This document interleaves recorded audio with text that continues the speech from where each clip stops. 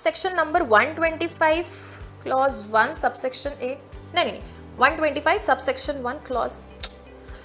ये प्रॉब्लम सिर्फ मैंने ही नहीं शायद आपने भी फेस की होगी, जहां पर इन मोटे मोटे बैरेक्स में दिए गए प्रोविजंस को एग्जैक्टली किस नाम से पुकारना है हमें नहीं समझ आता। और काफी बार ये देखने को मिला है कि not just students but teachers भी काफी बार इन टर्म्स को इस तरीके से बोल देते हैं कि काफी बार स्टूडेंट्स के कॉन्सेप्ट क्लियर नहीं होते और हम अपने इंटरव्यू में मार्क्स गवा बैठते हैं।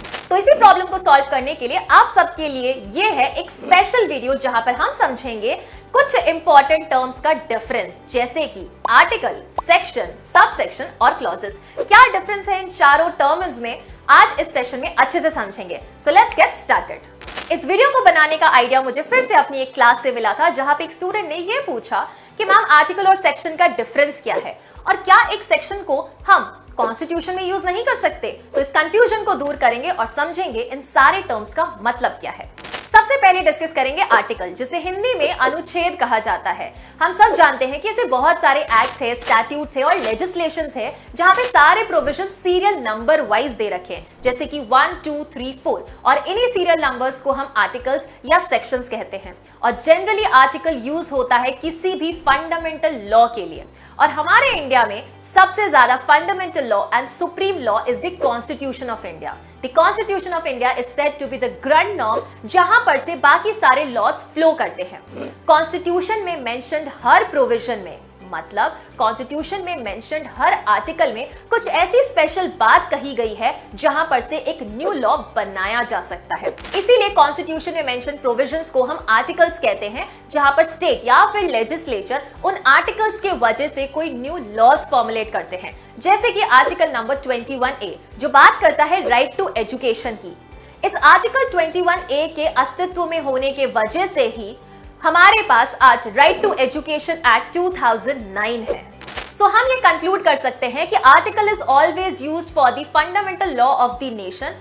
वो ऐसा लॉ है जो कि कंट्री के लिए ग्रैंड नॉर्म है, जिसके कंसिस्टेंट ही सारे लॉज होने वाले हैं। अगर कोई भी लॉ ऐसा बनता है जो कि कॉन्स्टिट्यूशन के इनकंसिस्टेंट है, तो फिर जुडिशरी अपना जुडिशियल रिव्यू का पावर यूज करके उस पर्टिकुलर लॉ को अनकॉन्स्टिट्यूशनल डिक्लेयर कर सकता है। आर्टिकल सिर्फ हमें एक कंट्री के कॉन्स्टिट्यूशन में नहीं बल्कि इंटरनेशनल कन्वेंशंस में भी देखने को मिलेगा, जैसे कि यूएन चार्टर में भी आर्टिकल्स होते हैं। ऐसा क्यों? ऐसा इसलिए क्योंकि यूएन चार्टर के जितने भी सिग्नेटरीज हैं वो इन सारे लॉज को या सारे आर्टिकल्स को फंडामेंटल्स मानते हुए अपने कंट्रीज में न्यू लॉज फॉर्मुलेट करते हैं, जहां पे ये ध्यान रखा जाता है कि उनकी कंट्री में ऐसा कोई भी लॉ ना हो जो कि इस कन्वेंशंस या फिर चार्टर के अगेंस्ट जाए। अब ये आर्टिकल वर्ड सुन के आपके दिमाग में फिर से एक डाउट आया होगा कि मैम लिमिटेशन एक्ट में भी तो आर्टिकल्स होते हैं। यस एब्सोल्युटली, हमारे पास लिमिटेशन एक्ट में भी आर्टिकल्स मेंशन्ड है। आखिर उन प्रोविजंस को हम आर्टिकल्स क्यों कहते हैं? वो इसलिए कहते हैं क्योंकि लिमिटेशन एक्ट भी एक ऐसा फंडामेंटल लॉ है जो कि टाइम लिमिट मेंशन करता है, और ये टाइम लिमिट हमारे काफी सारे लॉज जैसे कि CPC, SRA and Indian contract act पर अप्लाई होता है। हमारा अगला कॉन्सेप्ट है सेक्शन का। जिस तरीके से कॉन्स्टिट्यूशन में आर्टिकल होता है, वैसे ही एक एक्ट में सेक्शन होता है, और आर्टिकल और सेक्शन को अलग करने के पीछे मंशा यही होती है कि हम फंडामेंटल लॉज के लिए एक्सक्लूसिव वर्ड आर्टिकल यूज करें, जबकि बाकी सारे स्टैट्यूट्स के लिए सेक्शन यूज करें।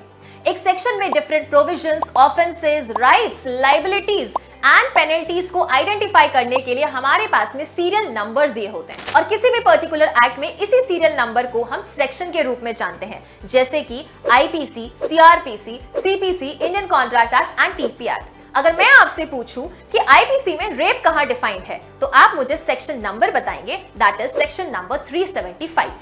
और इन्हीं सेक्शन नंबर्स की वजह से किसी भी पर्सन के लिए इजी हो जाता है कि किसी भी एक्ट और स्टैट्यूट में दिए गए प्रोविजंस को वो अच्छे से समझ सके, पढ़ सके और उनको एग्जैक्टली आइडेंटिफाई कर सके। हमारा अगला कॉन्सेप्ट है सबसेक्शन का, which is said to be the part of section. और जनरली हमारे दिमाग में ये चीज रहती है कि सबसे पहले एक सेक्शन आता है, उसके बाद सब सेक्शन आता है और फिर क्लॉज आता है। अगर आपको ऐसा लगता है तो हाँ, आप कुछ हद तक ठीक है, क्योंकि हमेशा सेक्शन के बाद ही सब सेक्शन आता है। लेकिन क्या हमेशा सब सेक्शन के बाद ही क्लॉज आता है? तो ये चीज गलत है, और आज इस सेशन में हम ये देखने वाले हैं कि किस तरीके से हम किसी सेक्शन में ये आइडेंटिफाई करें कि कोई नंबर अगर दे रखा है या कोई अल्फाबेट दे रखा है तो क्या वो सबसेक्शन होगा या फिर क्या हम उसे क्लॉज बोलेंगे। सबसेक्शन के इस कंसेप्ट को समझने के लिए हम एग्जांपल लेंगे सीआरपीसी के सेक्शन नंबर 125 का, जो मेंशन करता है order of maintenance to wife, children and parents. अगर सेक्शन नंबर 125 ऑफ सीआरपीसी को हम गौर से देखें तो वहां पर हमें एक लाइन दे रखी है और उसके बाद हमारे पास सबसेक्शन 1 है। अब इन्हीं सबसेक्शंस के अंडर हमें देखने को मिलेगा clause A, clause B and clause C. तो आखिर मैं कैसे पता करूं कि एक सेक्शन में अगर मुझे कोई लाइन दे रखी है और उसके बाद चीजें मेंशन की है तो वो सबसेक्शन है या क्लॉज है। इसके लिए सिंपल सा चीज ये होता है स्टूडेंट्स कि सबसेक्शन हमेशा एक इंडिविजुअल कॉन्सेप्ट होता है, एक इंडिविजुअल प्रोविजन अपने आप में लेके बैठा है जिसका कि ऊपर कोई बेस लाइन नहीं होता है, जबकि क्लॉजेस में हमेशा ऊपर एक बेस लाइन होता है और उस बेस लाइन के कंटिन्यूअंस में आपको नीचे क्लॉजेस देखने को मिलते हैं। इसीलिए हम सेक्शन नंबर 125 को कुछ इस तरीके से रीड करेंगे। Section number 125 subsection 1 clause A, clause B, clause C and clause D. तो सरल भाषा में हम ये कंक्लूड कर सकते हैं कि हमेशा सबसेक्शन के बाद क्लॉजेस आते हैं। अगर आपको ऐसा लगता है तो ये बिल्कुल गलत है, क्योंकि क्लॉजेस के लिए हमेशा ऊपर एक बेस लाइन होनी जरूरी है और ये बेस लाइन जरूरी नहीं कि हमेशा एक सब सेक्शन के साथ हो, ये बेस लाइन तो सेक्शन में भी दी जा सकती है। इसके एग्जांपल के लिए हम फिर से चलेंगे सीआरपीसी की तरफ, जहां हम पढ़ेंगे सीआरपीसी का सेक्शन नंबर 2 जो बात करता है डेफिनेशन क्लॉजेस की। इस डेफिनेशन क्लॉज को पढ़ने के बाद हमें यह समझ आएगा कि कभी भी सेक्शन के बाद ये कोई जरूरी नहीं है कि हमेशा एक सब सेक्शन हो। सेक्शन के बाद डायरेक्टली काफी बार क्लॉजेस आ सकते हैं। अब अगर फोकस करें सेक्शन नंबर 2 ऑफ सीआरपीसी की फर्स्ट लाइन पर, तो वहां क्लियरली मेंशन्ड है in this code unless the context otherwise requires dash. ये डैश वही पॉइंट ऑफ फोकस है जो हमें हेल्प करेगा ये आइडेंटिफाई करने में कि ये हमारी बेस लाइन है, क्योंकि ये डैश बताता है कि ये लाइन कंटिन्यूइंग लाइन है और इसके नीचे आने वाली सारी चीजें क्लॉजेस हैं। This is the reason section number 2 clause A of CrPC mention करता है बेलेबल ऑफेंस। वैसे ही section number 2 clause B of CrPC mention करता है चार्ज।